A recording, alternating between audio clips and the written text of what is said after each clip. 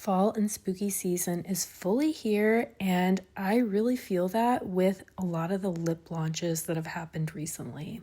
Whether it's collections that have launched at the drugstore or indie makeup world, there have been some really cool products to come out, especially if you're into alternative beauty colors like I am. This time of year is just the best. Some of these products I was sent without obligation, but I really wanted to swatch and talk about all the formulas because some of them I'm actually brand new to, and these videos truly have become some of my favorite ones to make. All of the product links are going to be in the description box as well as a few discount codes. Let's go ahead and get into it. First, we have a new to me C Beauty brand. This is called Hyntoor, and C Beauty is coming out with some really exciting products. If you like alternative colors, I feel like some of the brands are just doing it up. This gloss is so comfortable on the lips, is packed with fine silver sparkles. It reminds me a lot of the gloss from Ismaya called Metal, although I feel like the sparkles in this one are finer. Both are equally smooth on the lips. Now, this type of gloss does look a little bit stark on me, especially when worn all alone. But it's totally the type of gloss that you could pair with a deeper lip liner or used over a matte lipstick to just kind of add a little bit of sparkle or as a layering kind of shade in general. The next shade we have is also from Hyntoor. I think this is such a cool shade. This is a gray gloss. It's actually the type that has a decent amount of depth. I don't think it really looks all that stark on me. Gray glosses are also super hard to come by in my opinion. And if you have a medium to deeper skin tone like I do, you do have to be careful that the gloss isn't too milky, otherwise it's just going to look too ashy. So I really like this shade. I do feel like it has a little bit of a hint of taupe that helps it as well. This one I think looks really nice all on its own, but I also think it would look nice in combination with a deeper liner as well, especially like a cool tone brown. Okay, this third shade is also from Hyntoor. I think a lot of people are really going to want to see this gloss because are you seeing how fully opaque this is? It's going on so well and it's not looking streaky at all. I'm also not wearing a lip liner or anything. I feel like this has got to be one of the most opaque black glosses that I've tried, and I've tried a lot. I also didn't find that it really bled at my lip borders. So I'm really impressed by the few things that I'm trying from Hyntoor. I definitely am keen to try more in the future. Here's what the gloss looks like fully applied. I also really like the applicator. I felt like I got a pretty precise application on the first go. Next, I have a couple of plumping glosses from Wet n Wild. I actually talked about these glosses in my most recent Wet n Wild video. These shades are really cool. The only thing is that the plump on them is intense. And not only that, it's the kind of plump that does stick around for a decent amount of time, not like some other formulas I've tried like R.E.M. Beauty, the new Kiko Milano ones that I'm also going to talk about in this video. Honestly, for me, I think that's a bit of a bummer because I would use these shades more if they didn't have that strong of a plump, because look how pretty this purple gloss is. It's not a complete and total deal breaker for me, but I definitely would have preferred that these weren't plumping because the colors are so cool. And these are also sparkly too, super pretty on the lips, light to medium opacity. Next, also from the Wet n Wild Disney Villains collection, we have the shade Unfriended. Again, this is a plumping formula, so you do get a good amount of spice in these ones. I love this shade because it's blue that actually looks blue on the lips. I also feel like this one is more opaque than the purple one. It's got a good amount of sparkle in it, just like the purple one. You can wear it thinly or layered up for more opacity. The only thing you got to be careful about is just to make sure the pigment is evened out because it is a darker shade. The other thing I really wanted to mention about this collection is that it's currently available at Walmart, but it will be more widely available very soon, including on the Wet n Wild website.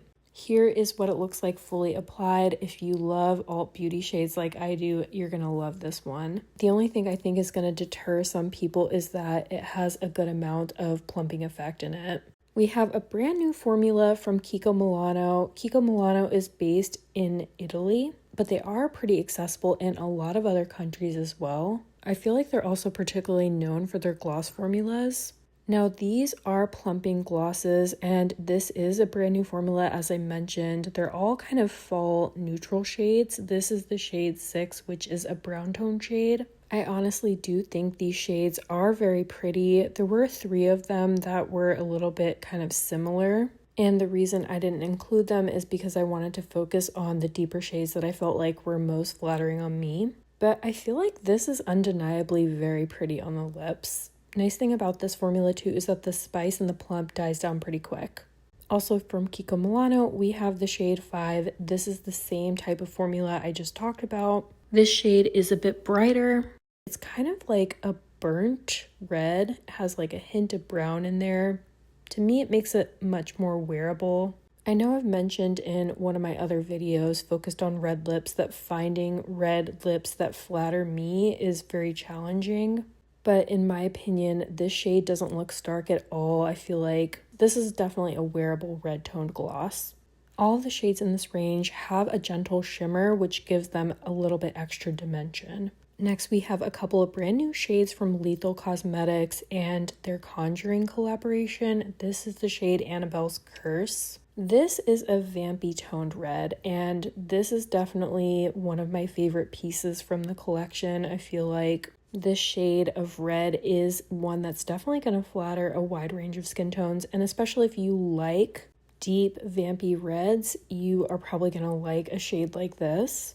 I don't know if Lethal has done a matte lipstick formula before, but here's what it looks like fully applied, and this is definitely a shade that fits the vibe of the Conjuring collab well.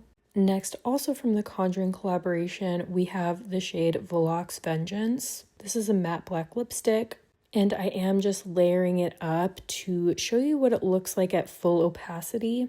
I do honestly think that wearing a matte black lipstick makes sense with a lip liner, but again, just showing you what it looks like all on its own.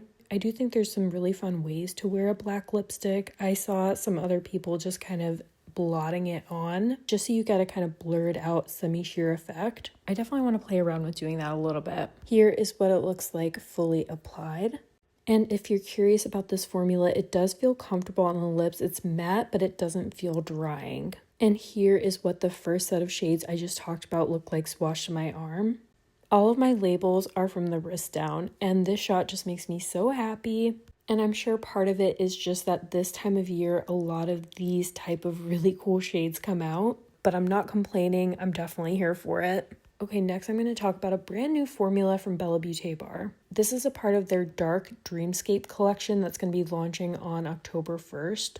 And there's actually 10 shades in this collection, but I included the ones that were coolest to me. But if you're curious about those shades, I will be trying them on in a reel. So these feel like pigmented lip balms, and they have sparkle in them. This is the shade Decay, which I would describe as a deep plummy wine. And I do think the sparkle in these is pretty approachable. Like, it looks shiny on the lips, but the sparkle particles aren't large. You can feel them just ever so slightly, but I don't think it's going to be irritating to a lot of people, but just something that I wanted to mention. This is the shade Nightmare, and this is a really cool shade because basically it's a more vampy red. It has really pretty red sparkles. And I think you can see as I'm applying it that I am building it up to see what kind of pigmentation I can get, but you could wear this pretty sheerly, which could be really nice if you're looking for more just like a wash of color. Here is what the shade Nightmare looks like fully applied. I didn't think I'd hear myself saying this, but I actually like this more than the purple. Next, we have the shade Dark Matter. This is probably my favorite shade of all of the ones in this collection. I think because it is the darkest, the most moody, the most interesting. This is kind of like a sheer to buildable black lip balm that has multicolored sparkles. It has maybe just a hint of grunginess to it. And you can see as I'm applying it that I do get a good amount of pigmentation with it. Here is what it looks like fully applied. It's also nice to have lip balms where you get a good amount of pigmentation.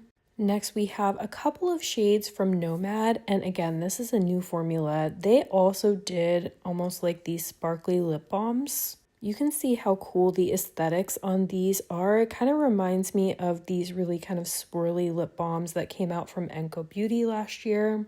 This is the shade Witching Hour. Honestly, I think this is a really cool shade. I just don't like the look of gold lips on me. At least not straight up gold. I feel like this is the type of shade I would like to use as a layering one, like one where I'm trying to just add a little bit of gold sparkle on top of the other color that I'm wearing. Next, we have the shade Hocus Pocus, and this is a sparkly purple balm. You can see as I'm applying it that you get a buildable amount of opacity. So on the first pass, it looks fairly sheer, but you can build it up. You can feel the sparkle a little bit on the lips, but again, I don't feel like it's overpowering in any way. I have definitely tried balms and lip products that have more texture, like for example, the Gloss Bomb Shimmer Sticks from Fenty definitely have more texture than these.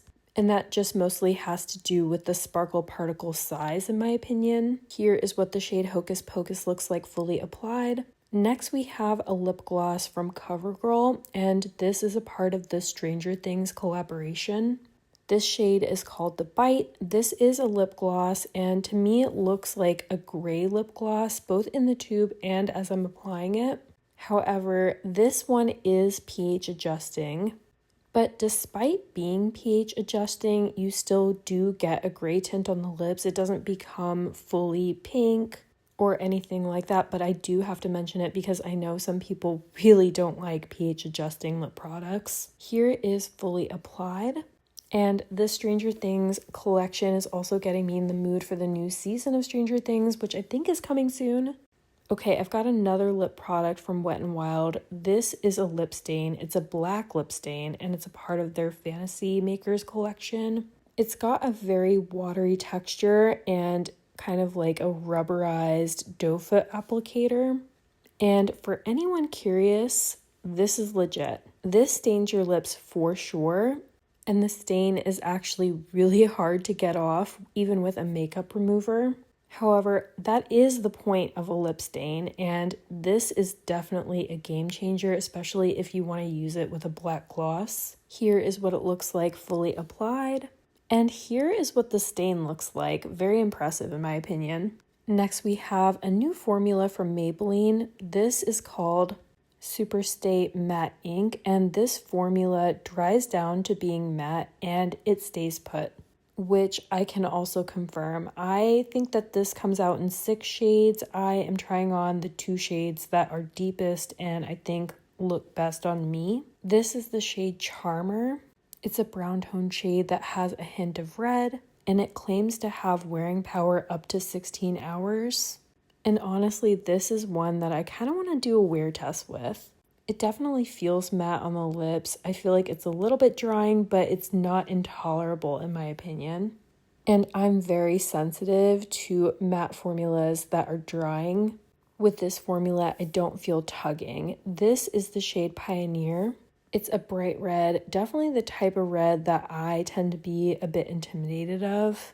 Yet here I am trying it on. I just felt like some of the other shades were going to look a little bit too light on me without a lip liner, but I don't know, trying on some of these red shades makes me wonder if I should wear red a little bit more often, but it's just such a statement shade in my opinion. Here is what it looks like fully applied.